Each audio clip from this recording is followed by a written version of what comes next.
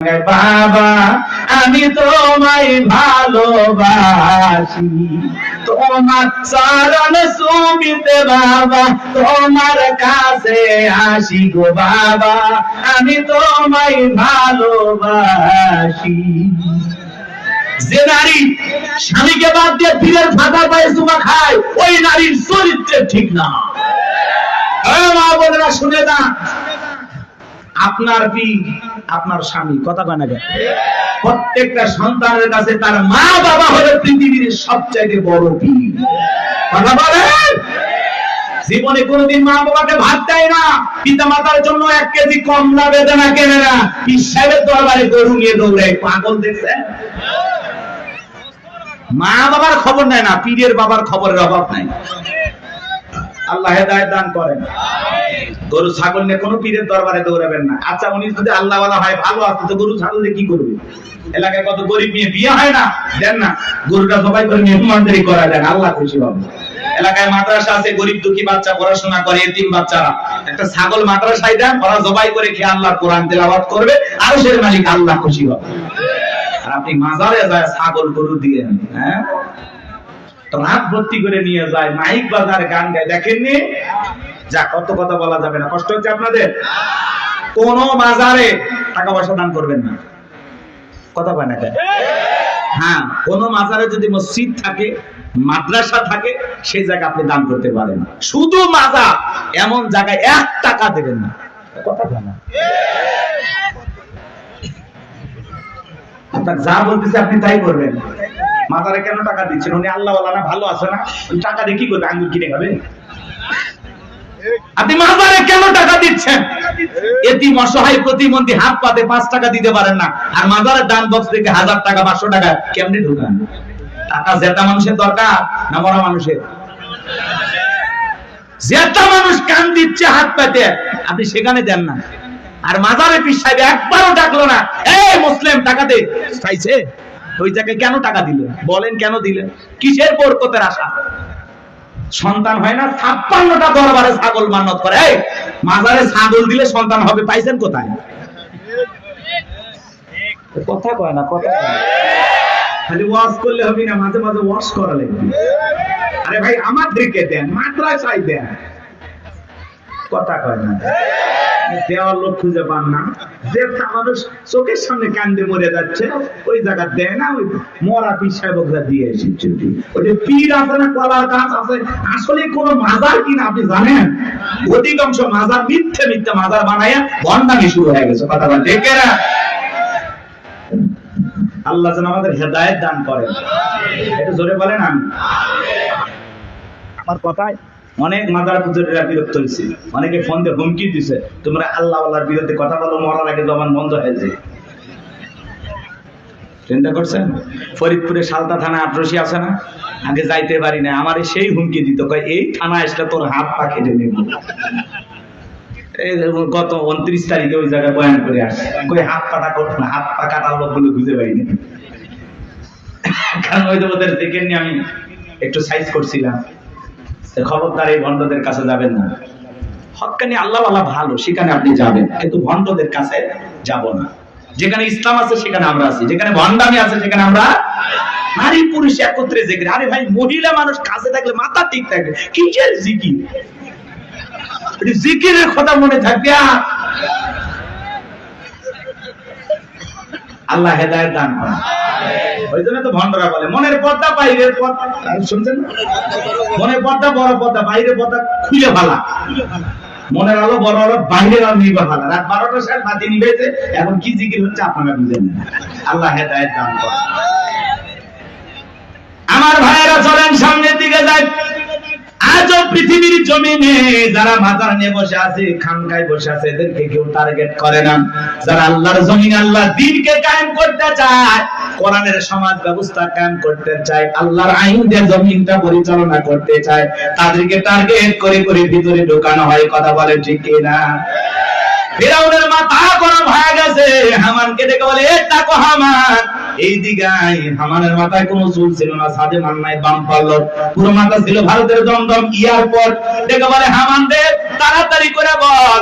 দবিরা বলল একটা মুসা নামের ছেলে জন্মগ্রহণ করবে, ওর কারণে রাজত্বের চেয়ার থাকবে না, ক্ষমতা থাকবে না, এমনকি আমার জীবনটাও নাকি চলে যাবে, এটা তো মেনে নেওয়া যায় না।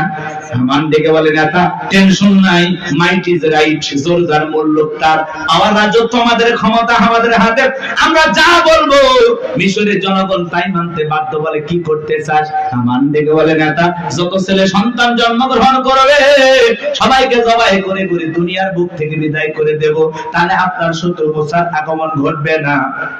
এমন কথা শোনার পরে ফিরাউন থেকে বলে হামান রে আসলেই তোর মাথায় বুদ্ধি আছে, তবে শোন, ছেলেগুলোকে জবাই করবি, মেয়েগুলোকে জবাই করবি না, কারণ ছেলেদের মধ্যে আমার শত্রু আছে, মেয়েদের মধ্যে কোনো শত্রু নাই।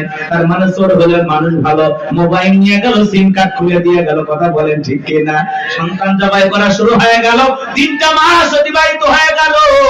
দবিরাকে দেখে বলে দবিরা এইবার গবেষণা করে দেখ আমার পথের কাটা মুসা মরল না বাঁচলো। দবিরে গবেষণা করে বলে না তার 3টা বর্ণনা পাওয়া যায় বাজান। একটি বর্ণনায় বলা হয়েছে 20,000, আরেকটি বর্ণনায় বলা হয়েছে 24,000, আরেকটি বর্ণনায় বলা হয়েছে 80,000। দবিরে দেখে বলে না তো যদিও হাজার হাজার মাইল মুখ খালি কইরা সন্তানগুলোকে জবাই করে বিদায় করেছেন, কিন্তু আপনার পথের কাটা মুসা এখনো মরে নাই, মরে নাই, মায়ের কোলে জীবিত আছে, সুস্থ আছে, কিন্তু কোন বাড়িতে আছে, কোথায় আছে, এইটা বলার ক্ষমতা আমাদের নাই। বলেন আল্লাহু আকবার। ওয়া মাকারু ওয়া মাকারাল্লাহ আল্লাহু খায়রুল মাকিরিন।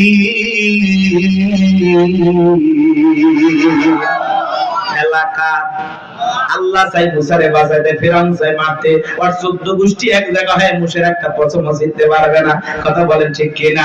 ফিরাউন আগান্বিত হয়ে বলে এই সেনাবাহিনীর দল এতগুলো মারলি, আসলটাই মারতে পারলি না, এলাকায় তল্লাশি চালাও, চিরনবিধান চালাও, ঘরে ঘরে প্রবেশ করো, যেখানে মুসারে পাইবা দরবার জবাই করবা, আমার মাথার টেনশনটা দূর করো, যাও। একদল সেনাবাহিনী মুসা নবীর বাড়ির দিকে রওনা করেছে। মুসা নবীর বড় বোন, তার নাম মারিয়ম, দেখে বলে মা ওই যে ফিরাউনের সেনাবাহিনী দেখা যায় মা, আর বুঝি ভাইকে বাঁচানো গেল না। মুসা নবীর মা সন্তানকে দিক সেদিক দৌড়ায়, কে যেন ইলহামের মাধ্যমে আওয়াজ দেয় বলে মুসলমান তোমার সন্তানটাকে চুলার ভিতরে ফেলায় দাও, কথা দিলাম গো তোমার সন্তানটাকে আবার তোমার কোলে ফেরায় দিব, বলুন সুবহানাল্লাহ। মুসা নবীর মা তাই করলেন। লম্বা ঘটনা বাজার সংক্ষিপ্ত করে বলে দিয়ে যায়, ফিরাউনের সেনাবাহিনী তল্লাশি চালাইয়া তন্ন তন্ন করে ঘর বাইরে সব জায়গায় খুঁজে তারা চলে গেল। এইবার মুসা নবীর মা চোখের কোণায় পানি দিয়ে কাঁদেন আর মনে মনে ভাবেন সন্তান প্রতি আগুনে পুড়ে কয়লা হয়ে গেছে। কাছে যায় তাকায় দেখেন না না, মুসা নবী আগুনে পড়ে নাই, মুসা নবী চুলার ভিতরে পড়ে মুস্কি মুস্কি হাসতেছি।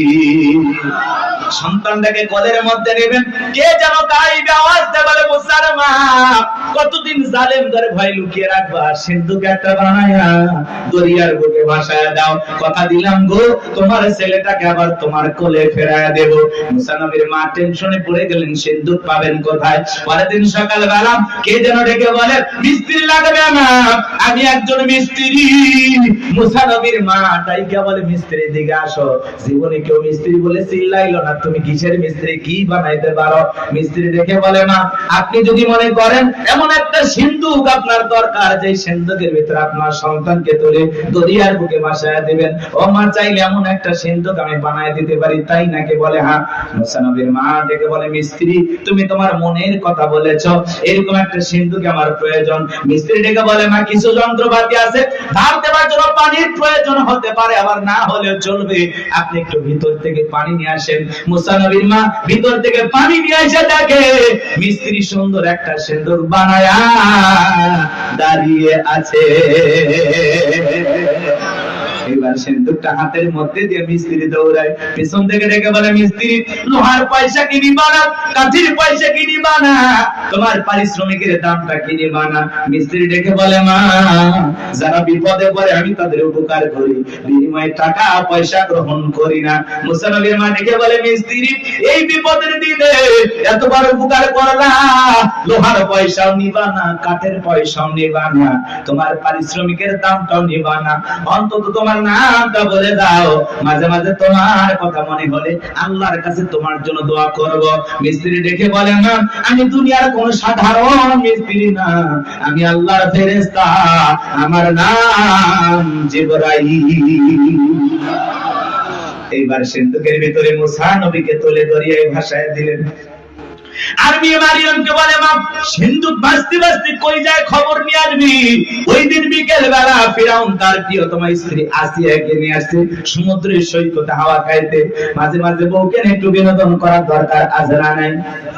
হালাল বিনোদন। মাঝে মাঝে ভাবি কিনে কক্সবাজার চলে যাবেন যদি সামর্থ্য থাকে। কথা কয় না বউকে পর্দা করায় নিয়ে যাবেন। আমি কি বলছি কক্সবাজারে হাফ প্যান্ট পরে গোসল করবেন, তাহলে গুনাহ হবে।